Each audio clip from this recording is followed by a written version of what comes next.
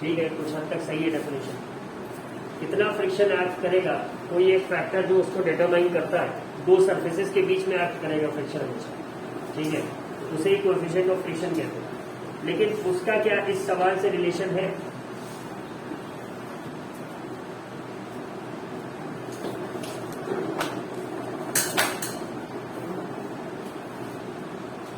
कोई फॉर्मूला भी था जो उसके साथ?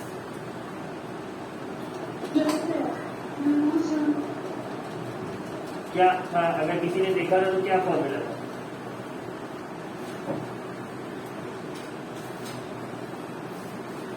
कोएफिशिएंट ऑफ फ्रिक्शन के साथ क्या फॉर्मूला था?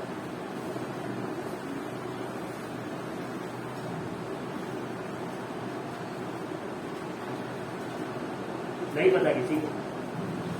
ठीक है, देखते हैं। Using horizontal force of 200 newton we intend to move a wooden cabinet across a floor at a constant velocity. Velocity constant है तो इसका क्या मतलब होगा?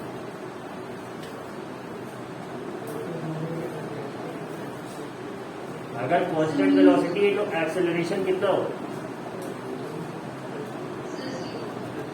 तो क्या इसका कुछ असर पड़ेगा हमारे सवाल पे? दिमाग लगाओ, use your brains. If the question clearly says constant velocity, then this gives us a direct hint that the acceleration would be 0. ठीक? Yes, Shreya. Sir, according to me, it would make a balanced force and only the velocity is constant. So it would be minus 400. क्या friction force -400 हो जाएगा? Yes, sir. नहीं, -400 नहीं होगी, वरना उल्टी दिशा में चलने लगेगी। फ्रिक्शन फोर्स इस 200 न्यूटन की फोर्स से कम रहेगी, ठीक है, ये एक बात फिक्स है। जैसे हम लोगों ने ट्रेन के वैगन वाला पढ़ा था न्यूमेरिकल, तो उसमें क्या था? The engine was exerting a pulling force of 40,000 Newton, but 5,000 was being consumed in overcoming the friction. ठीक है, अगर फ्रिक्शन की फोर्स अप्लाइड फोर्स से ज्यादा हो जाएगी तो फ्रिक्शन की फोर्स अपनी डायरेक्शन में नहीं मूव करा देगी।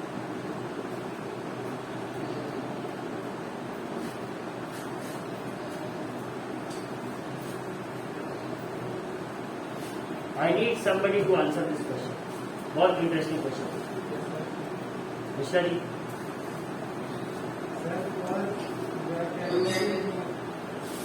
वेट कर लो आशुतोष।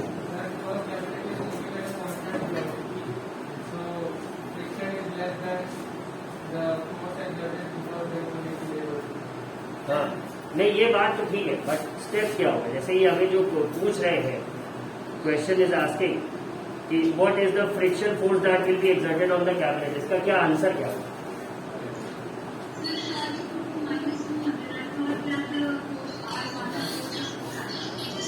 अच्छा, ठीक है, -200 बता रहे हैं, ठीक। कांस्टेंट वेलोसिटी से मूव कर रहा है। न्यूटन फर्स्ट लॉ क्या पढ़ा था? Every body in this universe would continue its state of rest और uniform motion. Constant velocity uniform motion का एग्जाम्पल है, ठीक है। Every body in this universe will continue its state of rest और uniform motion in a straight line unless an external unbalanced force acts on it. ये पहला law कह रहा था कि वो जैसे चल रही है चलती रहेगी, अगर रुकी है तो रुकी रहेगी, जब तक कि कोई एक्सटर्नल अनबैलेंस्ड फोर्स एक्ट नहीं करता। तो मतलब अगर ये कैबिनेट कांस्टेंट वेलोसिटी से एक्ट कर रहा है तो एक्सेलरेशन 0 है। एक्सेलरेशन 0 है तो क्या उस पर जो फोर्स एक्ट कर रहा है वो अनबैलेंस्ड है?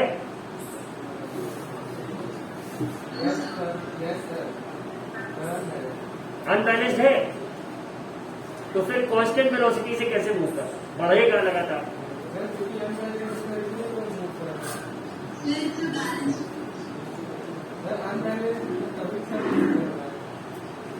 अनबैलेंस्ड है, तो न्यूटन फर्स्ट लॉ क्या कह रहा है? अगर पहले से चल रही बॉडी तो चलती रहेगी ना।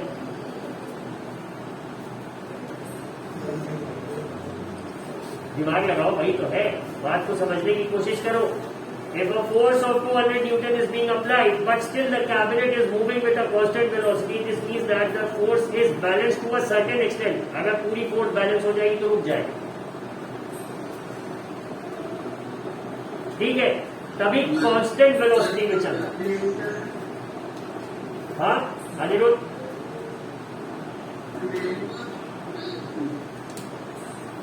अनिरुद्ध आवाज बहुत धीमे आ रही है। बैलेंस फोर्स, ठीक है, अनिरुद्ध ने कहा बैलेंस फोर्स है, ये इसने श्रेया ने कहा बैलेंस्ड है, एक किसी और स्टूडेंट ने कहा था somebody with a different approach would like to try। Shashank कह रहा है कि अनबैलेंस्ड है।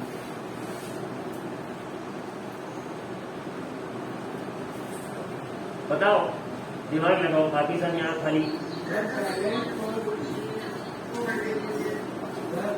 विशेष आई कम टू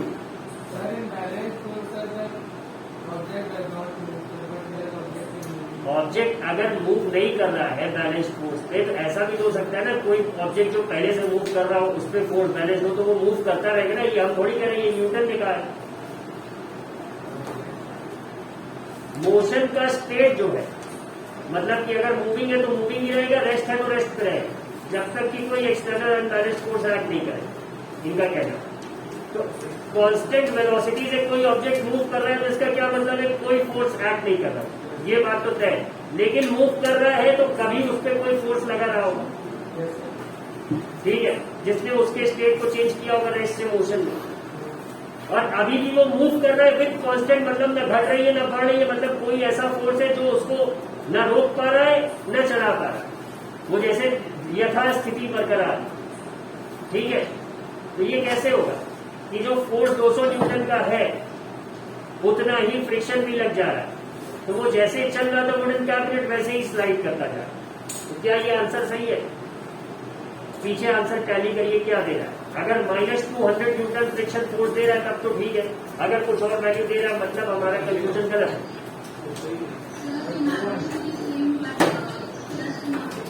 डायरेक्शन ऑपोजिट होगा, जाहिर सी बात है, तभी तो फोर्स बैलेंस होगी। अगर सेम डायरेक्शन में फोर्स लग जाएगी तो 200 + 200 400 हो जाएगी, कैबिनेट और तेज चली जाएगी। कोई नीचे आ गया अलमारी के तो गया, ठीक है, ये भी दिक्कत है। लेकिन कांस्टेंट चल रही है तो इसका क्या मतलब है कि the force is balanced and the object is moving with a constant velocity. बात समझ आई है सबको? कितने लोगों को अभी भी ये थोड़ा डिस्टर्बिंग लग रहा है? जिसको भी लग रहा है वो सीधा सा न्यूटन फर्स्ट लॉ का स्टेटमेंट पढ़े। यूनिफॉर्म मोशन की बात करते हैं तो कांस्टेंट वेलोसिटी की बात क्लियरली आएगी ही आएगी। कांस्टेंट वेलोसिटी क्या है? With the same magnitude and direction, ठीक है। अगर डायरेक्शन बदला या मैग्नीट्यूड बदला तो हम क्या कह देंगे? ये एक्सेलरेटेड मोशन। फर्स्ट चैप्टर में हमने पढ़ा था, अगर कांस्टेंट वेलोसिटी है तो मतलब एक्सेलरेशन 0 है, एक्सेलरेशन 0 है तो फोर्स 0 है। फोर्स 0 कहना सही नहीं होगा, हम कहते हैं कि फोर्स बैलेंस्ड है, ठीक है। तो कौन सा फोर्स लग रहा है? 200 न्यूटन लग रहा है। इसके ऑपोजिट कौन सा लग रहा है? फ्रिक्शन लग रहा है, तो इसका मतलब फ्रिक्शनल फोर्स भी क्या है? 200 ही न्यूटन। हाँ शशांक, फॉलिंग ऑब्जेक्ट एक्सेलरेटिंग हो, क्योंकि ग्रेविटी की जो फोर्स है उसका जो मैग्नीट्यूड है वो उस फॉलिंग ऑब्जेक्ट की वेलोसिटी को हर सेकेंड 9.8 मीटर पर सेकेंड से बढ़ा दे। अप्रोक्सीमेटली 10 नहीं है, अभी ग्रेविटेशन के चैप्टर में ये बात आई, इस पे डिस्कशन अच्छा खासा। उस कंडीशन को कहते हैं हम फ्री फॉल, ठीक है। तो वो कॉन्स्टेंटली एक्सेलरेटेड मोशन, वेलोसिटी लगातार बढ़ती जाती है, तब तक बढ़ेगी जब तक जमीन पे नहीं टकरा जाए। Unless and until it collides with the ground, its velocity would keep on increasing, ठीक है। So if an object is under free fall, अगर हमने उसे छोड़ा है, ठीक है, it has started falling, तो मतलब इनिशियल वेलोसिटी रेस्ट पे। और अगर हम बोल रहे हैं कि अब free falling object collides with the ground, तो वहां पे हम क्या कहते हैं? फाइनल वेलोसिटी 0, ठीक है। जब हम फ्री फॉलिंग ऑब्जेक्ट को देख रहे हैं, गिरता हुआ देख रहे हैं, तो मतलब it was moving at a certain velocity. लेकिन अगर हमने छोड़ा है अपने हाथ से या किसी क्लैम्प से, तो मतलब जितनी देर हमने पकड़ रखा तो उतनी देर तो उसकी वेलोसिटी 0 थी, ठीक है। तो ये आगे का पार्ट है, इस पर डिस्कशन करेंगे। बट अभी ये क्वेश्चन समझ में आ गया? Did you all understand this 10th question? थोड़ा सा इसकी जो वर्डिंग है ये कंफ्यूजिंग, हाँ, it provokes you to think in a different direction.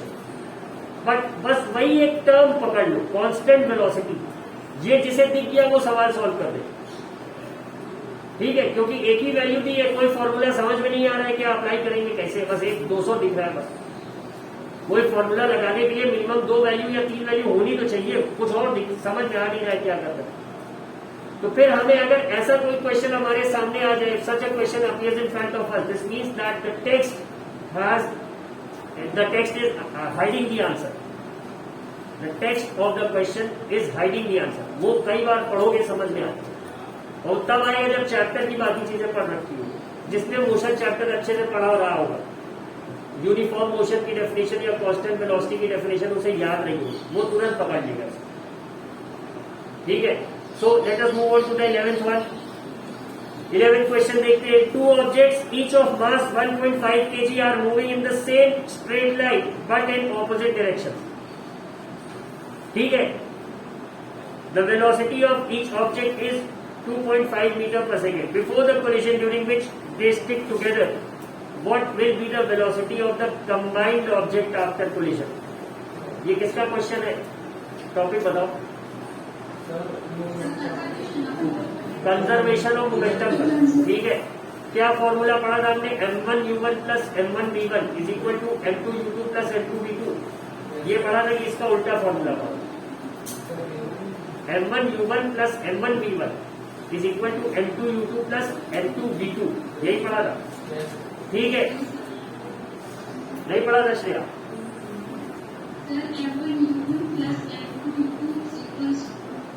मतलब u वाले एक तरफ थे, v वाले एक तरफ थे, 1 वाले एक तरफ थे, 2 वाले एक तरफ, ठीक है। हाँ, ये याद रखना पड़ता है फॉर्मूले में, नहीं अक्सर कंफ्यूज हो जाओ। फॉर्मूला देखो और कुछ दिमाग में बनाओ अपने कि u वाले एक तरफ है कि सारे 1 वाले एक तरफ, ठीक है। Shreya, are you sure about your answer? एक बार फिर से क्रॉस चेक करो, ठीक है। चलो तो देखते हैं, लेकिन इस फॉर्मूले में हमें m1 m2 तो दिख गया मान लो, बाद में बॉडी चिपक जाए तो क्या दोनों का मास ऐड होगा? Because now they act as one body, ठीक है, ये होगा। अभी कोई सॉल्व करके दिखाएगा अभी क्लास में? तुम कॉपी नहीं निकाले, ऐड होगा? हाँ, तो बस बिल्कुल सही। अगर तो वेट करो, सॉल्व करो question.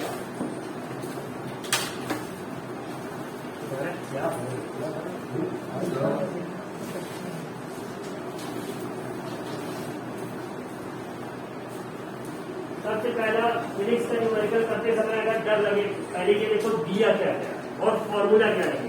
Step 1 to solve numerical is what is given to you, और फिर स्टेप 2 इसमें कौन सा लॉ लग रहा है या कौन सा फॉर्मूला है, ठीक है। अगर कोई न्यूमेरिकल है, मान लो F is equal to ma, तो 3 चीजें हैं, force, mass, acceleration.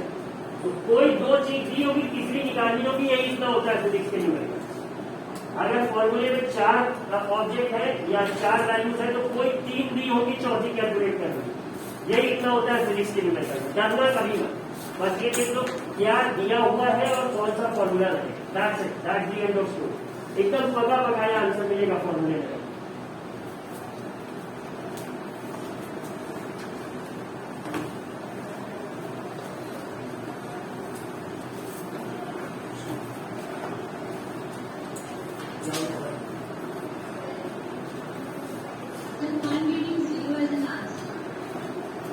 Great, I will comment to you.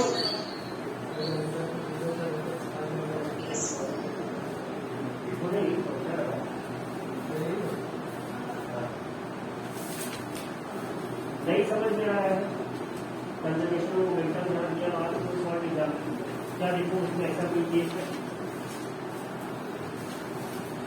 भाई मैथ्स समझ करते हो क्या करते हो? थोड़े एग्जाम्पल देखते हो ना, बस वही चीज तो यहाँ भी लगी, भाई कोई नया थोड़ी लग जाएगा, न्यूटन उतरेंगे या स्वर्ग से कभी कुछ समझ आएगा।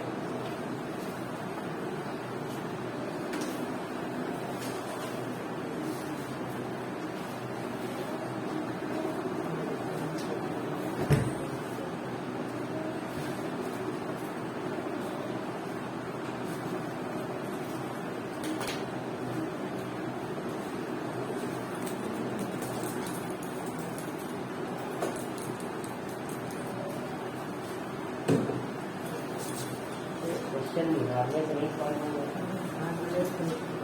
उसको देखते रहो, ऐसे सॉल्यूशन प्रकट हो जाएगा। हाँ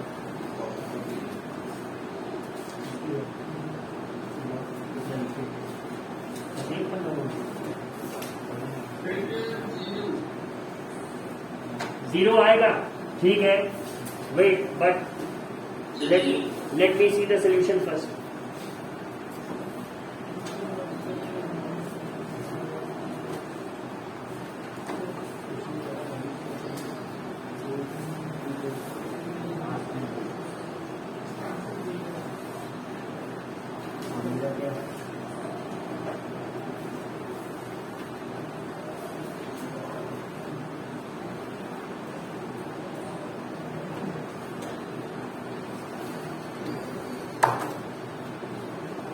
सॉल्व करो तो फिर अभी ये निकाल उसको आइडिया बिल्कुल नहीं क्या चल रहा है क्वेश्चन। कोशिश करो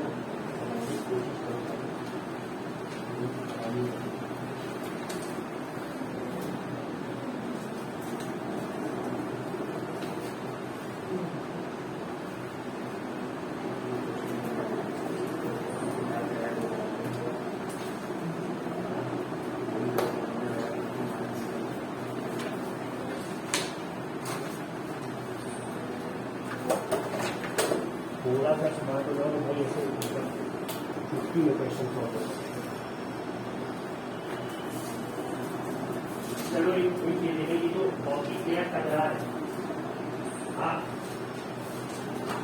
ये वाले में जो फॉर्मूला लगा होता है एक बार उसको अप्लाई करके देखो। ये वाला जो है तो M1 प्लस M2 क्या हो जाएगा, एक वेलोसिटी हो जाएगी ना, V1 V2 नहीं रहेगी, चिपक जाएगा। तो यही बना लगा के देखो, मान लो ले जाएगा।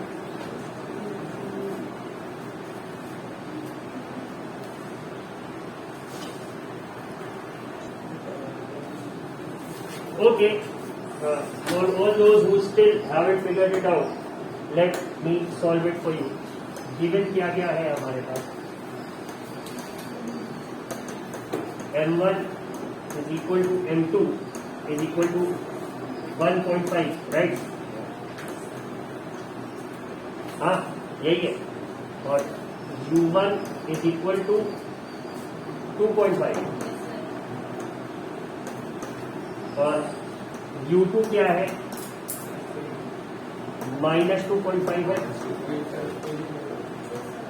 ठीक है, क्योंकि दोनों ऑपोजिट डायरेक्शन में।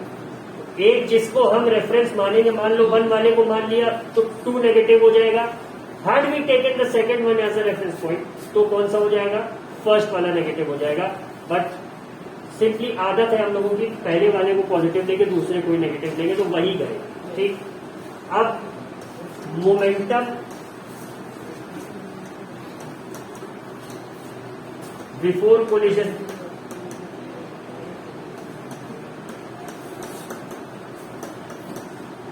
कोलिजन की स्पेलिंग सही है, देखो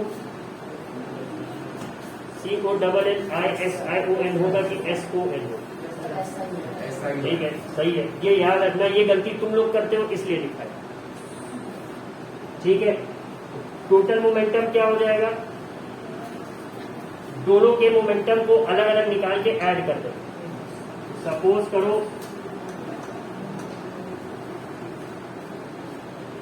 ऐसे लिखना सही नहीं होगा, तब होगा, ठीक है। So the first one would be how much, 1.5 into 2.5, right, plus 1.5 into -2.5, यही होगा, ठीक है। 15 into 25 कितना हो जाएगा, 25 into 5 is 125, 25 into 1 is 25, 12 जो कैरी था उसको ऐड किया तो आ गया क्या, 375, यानी 3.75, जो कि 2 डेसिमल थे तो 2 के बाद लगा, मैच करूं जैसे, और ये प्लस और ये माइनस क्या हो जाएगा, माइनस हो जाएगा, तो फिर क्या आ गया, -3.75, ठीक है। प्लस 3.75 माइनस 3.75 क्या हो गया, कैंसिल आउट हो गया, ठीक है। मोमेंटम बिफोर कोलिजन क्या आ गया, 0। ठीक, अब जो सेकंड पार्ट है क्वेश्चन का, उसमें क्या कहानी हो रही है, कोलिजन के बाद M1 और M2 क्या हो जाएगा, 1 हो जाएगा। ठीक है, 1.5 प्लस 1.5 3 kg, बट वेलोसिटी क्या हो जाएगी, अब दोनों की कॉमन हो जाएगी और ये इक्वल टू 0 है, राइट। अब अगर suppose AB is equal to 0 है, ठीक है, तो B इज इक्वल टू क्या हो जाएगा, 0/A, मतलब 0। यही कहानी इस B के साथ हो जाएगी। B इज इक्वल टू क्या हो जाएगा, 0/M1 plus M2 which would be 0। तो मतलब वेलोसिटी आफ्टर कोलिजन क्या हो जाएगी, it's again going to be what, 0। तो क्या देखो आंसर सही आ रहा है, किससे से मैच कर लो। एक्सप्लेनेशन समझ में आ गया, सारी समझ आ गई। ठीक है, नहीं आई हो तो वो जो हॉकी वाला एग्जाम्पल है उसे एक बार देखिएगा, वो आपके सामने प्रॉपरली सॉल्व। ठीक है, so let us move on to the next one, the 12th one. According to the third law of motion, when we push an object, the object pushes back on us with an equal and opposite force. If the object is a massive truck parked along the roadside, it will probably not move.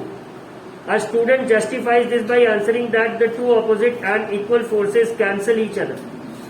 Comment on this logic and explain why the truck does not move. यह पूरा कहानी का question है, इसको अभी नहीं पढ़ाएंगे, take this as a homework. कल इस पे थोड़ा जूझ के आना सब लोग। ठीक है, let us look at the next numerical part. A hockey ball of mass 200 gram travelling at 10 metre per second is struck by a hockey stick so as to return it along its original path with a velocity at 5 meters per second. Calculate the magnitude of change of momentum occurred in the motion of the hockey ball by the force applied by the hockey stick. Change in momentum पूछा। ठीक है, कैसे निकला था, एक formula हम लोगों ने पढ़ा था ना, m ब्रैकेट में v minus you upon T लगेगा, वो तो rate of change of momentum हो जाएगा। यहाँ क्या पूछ रहा है, सिंपली चेंज इन मोमेंटम, क्या हो जाएगा, mv माइनस mu। ठीक है, लेकिन एक बात ध्यान देने वाली है, एक लाइन न्यूमेरिकल में लिखी हुई है to return the ball along its original path. मतलब अगर ए से बी जा रही थी तो हॉकी स्टिक खोलने के बाद बी से ए आने में डायरेक्शन ऑफ मोशन क्या हो गया, एग्जैक्टली ऑपोजिट हो गया, एकदम उल्टा हो गया। तो अब अगर पहले 10 मीटर पर सेकेंड में चल रही थी तो अब किस पे चल रही है, -5 मीटर पर सेकेंड। तो जब हम mv माइनस mu करेंगे तो यहाँ पे जो mv है वो क्या हो जाएगा, वो माइनस में नहीं हो जाएगा, हो जाएगा। तो अब -mv और -mu क्या हो जाएगा, ऐड हो जाएगा, लेकिन साइन क्या रहेगा, प्लस रहेगा। ठीक है, ट्राई टू सॉल्व इट, देखो आंसर आ रहा है। Yes exclude, yes exclude. हाँ, इसको केजी में करना पड़ेगा। हाँ, 200/1000 कर लेना, इट वुड गिव यू 1/5। हाँ, 1/5। अरे 200/1000 करोगे तो कितना आएगा भाई,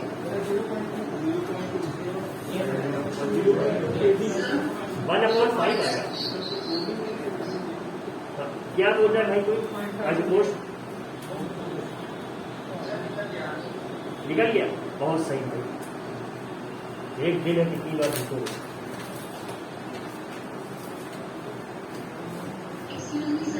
यस श्रेया,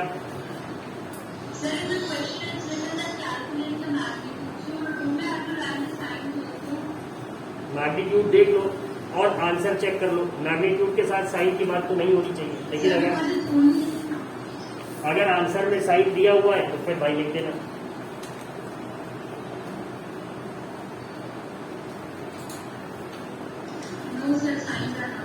बस खत्म हो गई बात।